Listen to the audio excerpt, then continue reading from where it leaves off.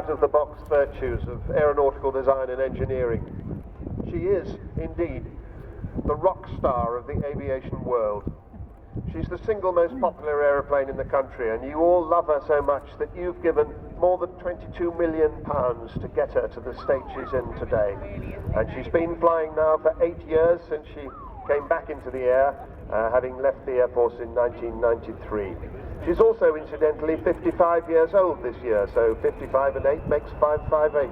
One of those funny little bits of serendipity.